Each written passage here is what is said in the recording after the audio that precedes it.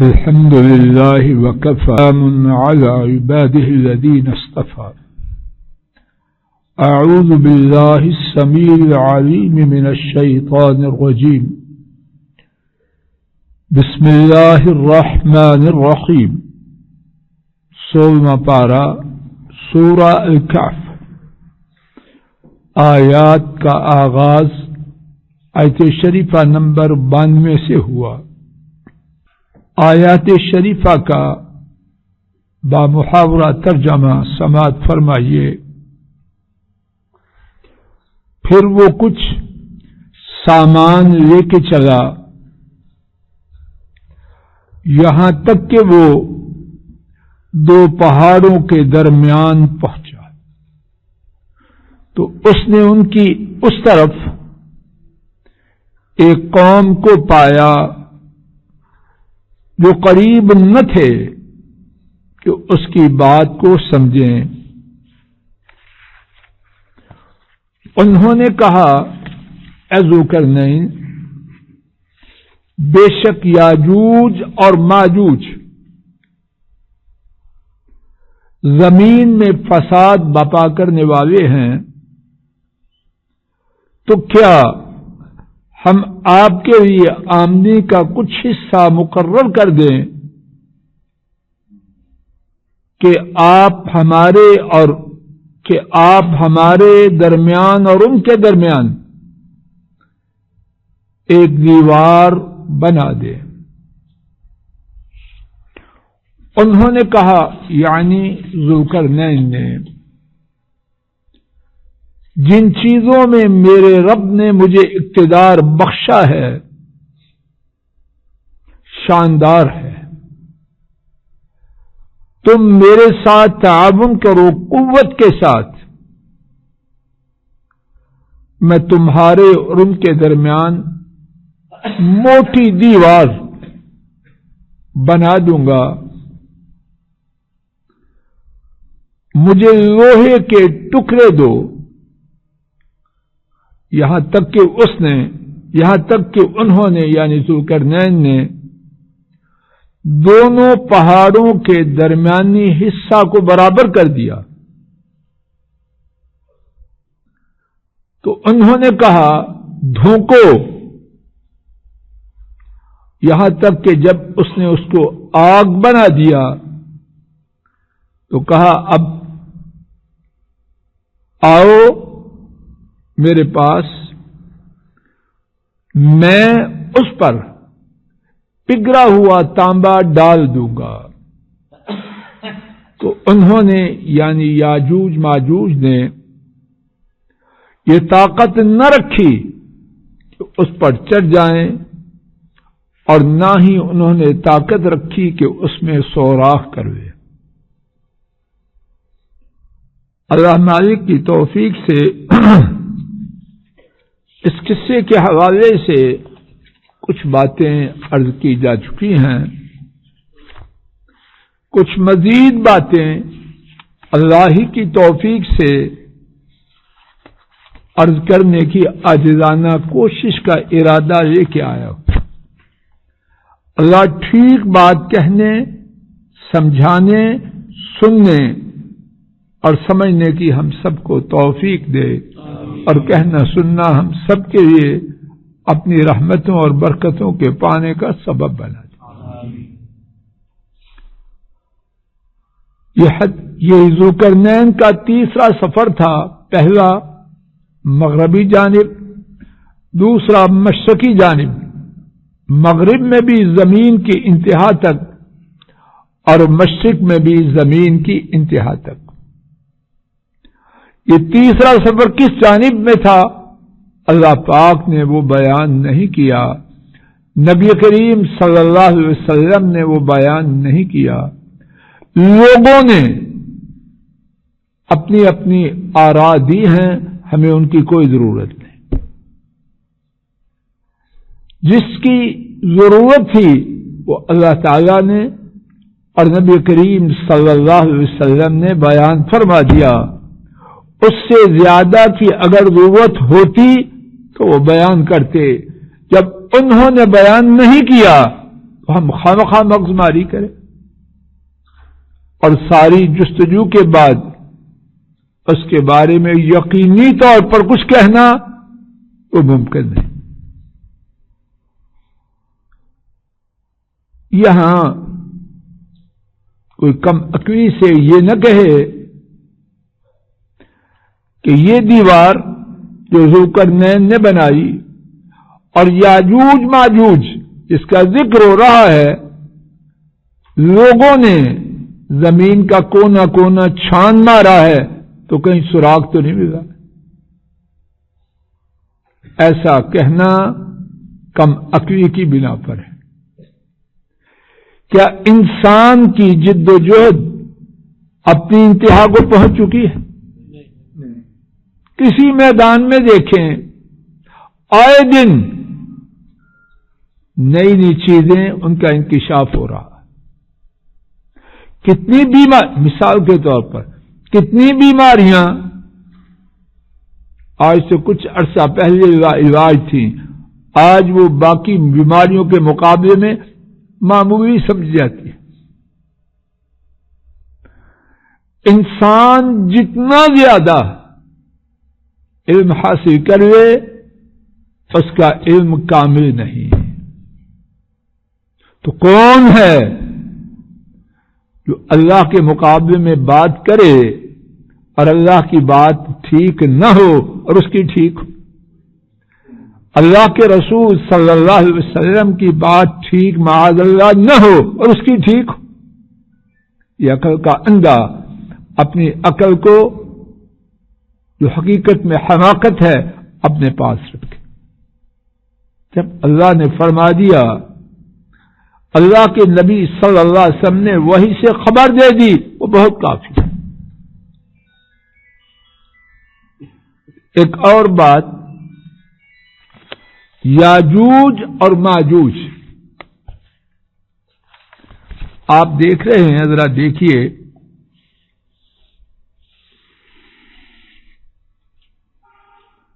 آیت شریفہ نمبر 94 میں انا پڑھیے، پڑھے نا،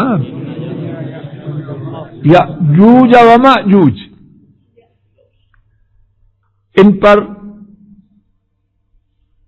دو زبریں، دو پیشیں، دو زیریں نہیں آتی. عام طور پر انا کے بعد جو نون اسم گرامر کی بات ہے لیکن سمجھ جائیں گی تو عام طور پر انا اس سے پہلے ہے نا ڈاکٹر صاحب. جب اسم سے پہلے نون سے پہلے انا ہو تو اس پر دو زبریں آتی ہیں. انا زیدن قائمن، زیدن دو زبریں ہیں کہ نہیں؟ جواب دو. یاجوج اور ماجوج پڑھ لیں. کیوں؟ گرامر کی بات ہے لیکن شاید میں سمجھا سکوں. اللہ کی کچھ نونز اسماء ایسے ہیں جن پر دو زبریں، دو پیشیں، دو زیریں نہیں آتی اور نہ ہی ان پر زیر آتی ہے. یہ یاجوج اور ماجوج ایسے ہی اسماء میں سے ہے، ایسے ہی نونز میں ہے. بات واضح ہوگی. کیوں؟ آگے گرامر کی مزید بات. ایسے اسماء کو کہتے ہیں غیر منصرف، کہ ان پر دو زبریں، دو پیشیں، دو زیریں اور زیر نہیں آتی. یاجوج پر بھی نہیں آتی. یہاں تک کچھ بات تھوڑی بہت سمجھ میں آئی ہے. دوسری بات، یاجوج اور ماجوج کے بارے میں دو رائے. بعض نے کہا یہ اصل میں غیر عربی الفاظ ہے اور بعض نے کہا یہ عربی نام ہے. اللہ جانے کون سی بات ٹھیک ہے. جب کتاب و سنت میں اس بارے میں دو ٹوک بات نہیں تو ہم دو ٹوک بات کہاں سے لائیں؟ اگر یہ عربی نام ہو تو یہ بنا ہے اجا سے. کس سے بنا ہے؟ زور سے بولو. الف جیم پر شد ہے. اجا کہتے ہیں عربی میں اجت النارو، اجت النار، آگ بھڑک اٹھی. اج الزعیم، نر شتر مرغ تیز بھاگا. جو بات میں اللہ کی توفیق سے عرض کرنا چاہتا ہوں وہ یہ ہے کہ اجا جس سے یہ بنے ہیں یاجوج اور ماجوج دونوں ہی، ان دونوں میں تیزی اور بھڑکنا ہے. اور یہ فسادی لوگ ایسے ہی تھے. قرآن پاک میں کیا بیان کیا؟ ان یاجوج و ماجوج مفسدون فی الارض. ذوالقرنین کے روبرو شکایت کر رہے ہیں کہ یاجوج اور ماجوج بے شک زمین میں، تو اگر عربی نام ہے تو دونوں میں بھڑکنے اور تیزی کا معنی ہے، اور ان کا بھڑکنا اور تیزی فساد میں تھی. بات واضح ہو گئی. ایک اور بات، یاجوج اور ماجوج انسانوں میں ہیں یا کوئی اور قسم ہے؟ صحیح بخاری اور صحیح مسلم کی حدیث ہے، نبی کریم صلی اللہ علیہ وسلم نے فرمایا اللہ تعالی آدم علیہ السلام سے فرمائیں گے اے آدم، جواب میں عرض کریں گے لبیک و سعدیک والخیر فی یدیک، میں حاضر ہوں، میں حاضر ہوں. آپ کی حاضری میں، آپ کے حضور حاضری میں میری سعادت ہے، آپ کے حضور حاضری میں میری سعادت ہے، اور ساری خیر آپ کے دونوں ہاتھوں میں ہے. اللہ تعالیٰ فرمائیں گے جہنم کی جماعت کو نکال، جہنمیوں کو نکال، یعنی لوگوں کو جہنم میں بھیجنے کے ہی نکال.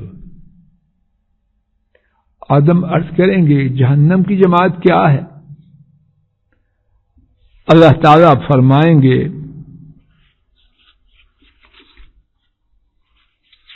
ہر 1000 میں سے 999 999، باقی کتنے بچے جنتی؟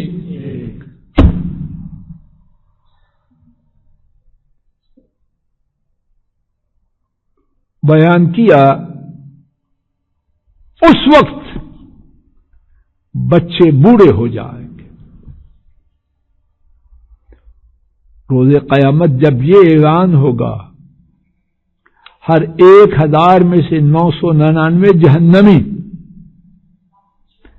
یہ بات سنتے ہی بچے کہتے ہیں نا غم نے بال سفید کر دیے، اور یہاں بس سنتے ہی بوڑھے ہو جائیں. اور قرآن کریم کی آیت کریمہ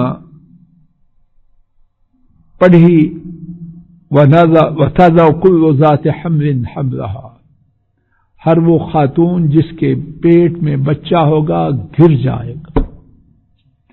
وَتَرَى النَّاسَ سُقَارَىٰ، اور آپ دیکھیں گے کہ لوگ نشہ میں ہیں. وَمَا هُمْ بِسُقَارَىٰ، اور وہ نشہ میں نہ ہوں گے. وَلَٰكِنَّ عَذَابَ اللَّهِ شَدِيدٌ، لیکن اللہ کا عذاب نہایت سخت ہوگا. حضرات صحابہ پر یہ بات بہت زیادہ شوق گزری. عرض کیا اے اللہ کے رسول صلی اللہ علیہ وسلم، ہم میں سے وہ کون ہوگا، یعنی ایک جنتی کون ہوگا؟ فرمایا تمہیں بشارت ہو، خوش ہو جاؤ، یاجوج اور ماجوج میں سے 1000 اور تم میں سے ایک بندہ. یعنی کہ جہنم میں زیادہ جانے والے یاجوج ماجوج ہیں، ان کا 1000 بندہ اور تمہارا ایک. اب جو بات اس وقت سمجھنا چاہتے ہیں وہ کیا ہے؟ آدم علیہ السلام کو جہنمیوں کو اٹھانے کا جو حکم تھا وہ انسانوں کے بارے میں تھا یا سب کے بارے میں؟ تو جب یہ 1000 ہوئے اور ایک اہل اسلام میں سے اور اللہ والوں میں سے، تو بات تو ہو رہی ہے ساری اولاد آدم کی، تو یاجوج ماجوج کن میں ہوں گے؟ بات واضح ہو رہی ہے کہ اس سے یہ معلوم ہوتا ہے، اللہ پاک بہتر جانے کہ یاجوج اور ماجوج انسانوں میں سے۔ ایک اور بات آیت شریفہ میں، آیت شریفہ نمبر 93 میں دیکھیے،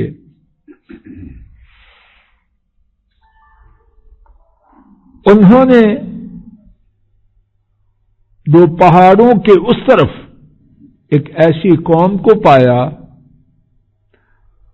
جو بات سمجھنے کے قریب نہ تھے۔ یہاں بات کو واضح کرنے کے لیے اللہ کی توفیق سے، جب وہ بات کو سمجھنے کے قریب نہ تھے تو یہ گفتگو کیسے ہوئی؟ اب اس کے بعد گفتگو انہوں نے کہا کہ یہ ہے، انہوں نے کہا یہ ہے، اب سنیے نا گفتگو کہ یاجوج ماجوج زمین میں فساد کرتے ہیں، ہم آپ کو کچھ آمدن دیں گے تو آپ ہمارے ان کے درمیان دیوار بنا دیں۔ انہوں نے کہا مجھے نہیں چاہیے، جو میرے اللہ نے مجھے دیا ہے شاندار ہے، تم میری قوت سے مدد کرو، یعنی مین پاور دو۔ تو گفتگو تو ہوئی، بعد مفسرین نے اس کے 2 جواب دیے، اور میرے خیال میں دونوں طرح بات ہو سکتی ہے۔ ایک یہ ہے، ایک زبان ہے بین الاقوامی، جانتے ہیں کون سی زبان ہے؟ اشاروں کی۔ حج کے دنوں میں بابا جی جو اپنا نام بھی نہیں لکھ سکتے، بازاروں میں جا کے سارا نظام اپنا چلاتے ہیں کہ نہیں، کھانے پینے کا بھی اور خرید و فروخت کا بھی، سفر کا بھی، اور کئی عربی تو سمجھتے ہیں اردو، کئی نہیں بھی سمجھتے، گاڑی چل رہی ہے۔ اشاروں کی زبان اللہ پاک نے عجیب نعمت بنائی کہ نہ سمجھنے والا بھی اس کی زبان کو، اشاروں کی زبان کو سمجھتا ہے۔ یہاں ہمارے ساتھ ایک آج نہیں آئے، خالد، اللہ اس پر اپنی رحمتیں کرے، نہ بول سکتا نہ سن سکتا اور بڑی بات کرتا ہے، جو نام لکھاتا ہے فوراً درس میں جانے کے لیے۔ دوسرا جواب مفسرین نے، بعض مفسرین نے یہ بیان کیا کہ کیا اللہ تعالی کے لیے ممکن نہ تھا کہ ذوالقرنین کو ان کی زبان سمجھا دے؟ ابتدا میں نہیں، وہ اور زبان تھی، یہ اور تھی، تو اللہ پاک کو ذوالقرنین کو ان کی زبان سمجھانے اور بولنے میں کتنا وقت چاہیے؟ انما امرہ اذا اراد شیئا ان یقول له کن فیکون۔ اور اس کی مثال سلیمان علیہ السلام اور ان کے ابا داؤد علیہ السلام پرندوں کی زبان سمجھتے تھے کہ نہیں؟ ابھی ہم نے کل کے درس میں ہدہد کا واقعہ پڑھا جو سورہ النمل میں ہے کہ سلیمان علیہ السلام نے ان سے گفتگو کی کہ نہ کی، مفصل گفتگو ہوئی، اور ان کی حدود سے گفتگو کی بنیاد پر بہت کچھ ہوا۔ جو اللہ کریم داؤد اور سلیمان علیہ السلام کو پرندوں کی زبان سکھا سکتے ہیں تو کیا ذوالقرنین کو اس قوم کی زبان نہیں سکھا سکتے؟ خلاصہ اس میں کوئی تعجب کی بات نہیں۔ اسی مقام پر اکتفا رکتے ہیں۔ اللہ تعالی خیریت عافیت فرمائے۔ یہیں سے کل کے سبق کا آغاز کریں گے۔ اللہ تعالی ہماری مجلس کو مبارک بنائے۔ وصلی اللہ تعالی علی خیر خلقہ وعلى آله وأصحابه وأهل بيته وأتباعه إلى يوم الدين آمين يا رب العالمين. آمين يا رب العالمين.